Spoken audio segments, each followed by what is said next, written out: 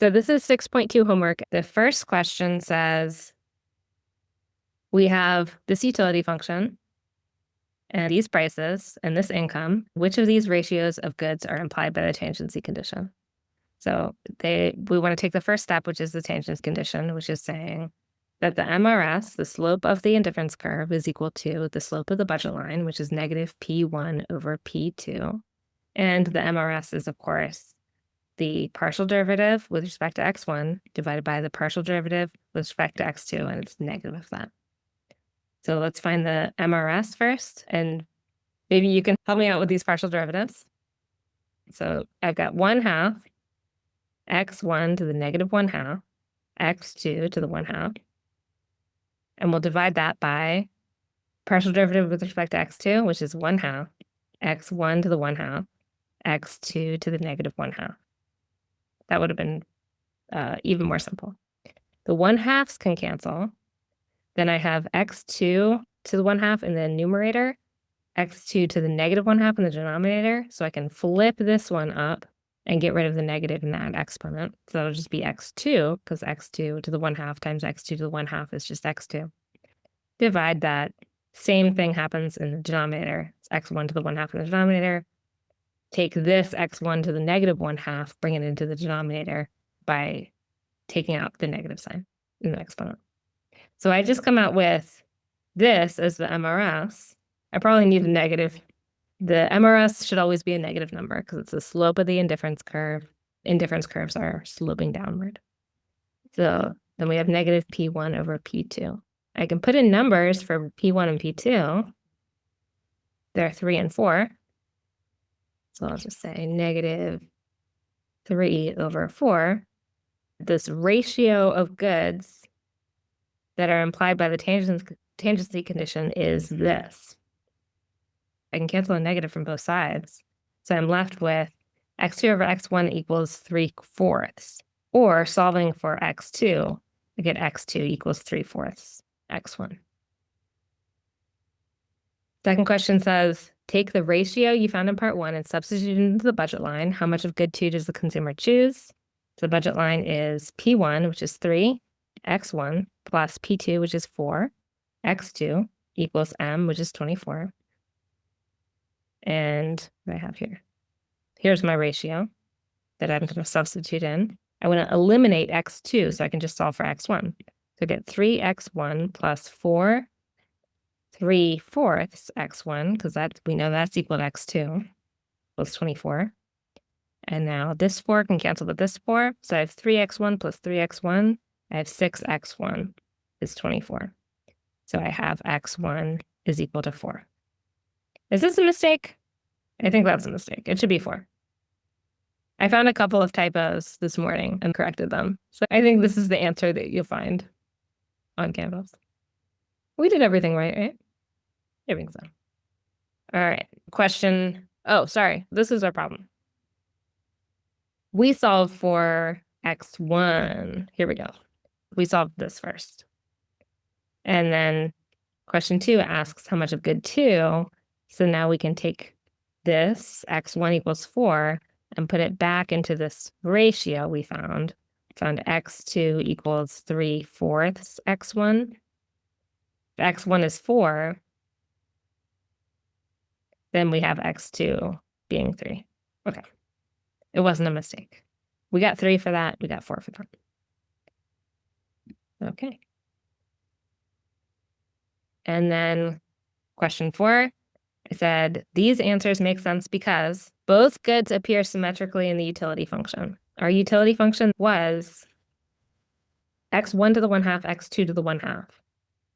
Both goods should factor in symmetrically. An increase in one good has the same impact as an increase in the other good. The prices were not the same. Good 2 is more expensive than good 1. So we bought a little bit less of good 2 just because it was more expensive. So the consumer buys a little more of good 1, a little less of good 2. So that's the correct answer.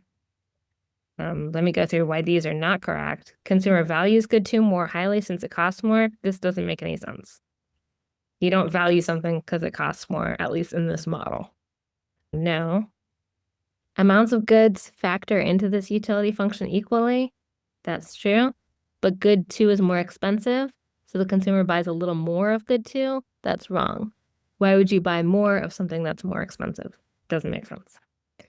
The consumer's goal is to minimize spending rather than maximize utility. Right off the bat, no. The consumer's goal is to maximize utility under the constraint of that budget.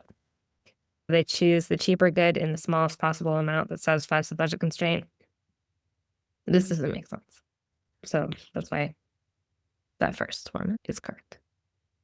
And then 5 says let utility be x1 to the 1/4, x2 to the 3/4, p1 is 2, p2 is 4, and m is 40. Consumer will choose to buy how much of good 1. So I'll solve it the long way instead of using Cobbett-Douglas, but I do want to, I'm going to take the logs first, if that's okay, because that'll make my partial derivatives a little easier, and I just want to show you that way too. So we can take the log of this utility function, and it'll give us the same MRS because it represents the same preferences, same indifference curves. And of course, if it's the same indifference curves, the slopes of the indifference curves are also the same. We'll get 1/4 ln x1 plus 3/4 ln x2. And then we can take the MRS of this utility function will be the same as the MRS of the old one. The negative of the partial derivative with respect to x1 is just 1/4 over x1. We'll divide that by 3/4 over x2, which is the partial with respect to x2. I have a fraction divided by another fraction, and divided by a fraction is the same as multiplying by the reciprocal. So I'll say negative 1/4 divided by x1 times x2 divided by 3/4. I can cancel out the 4 because there's a 4 in the denominator of both of those. So I'm left with negative x2 over 3x1. And that's that good ratio, that line.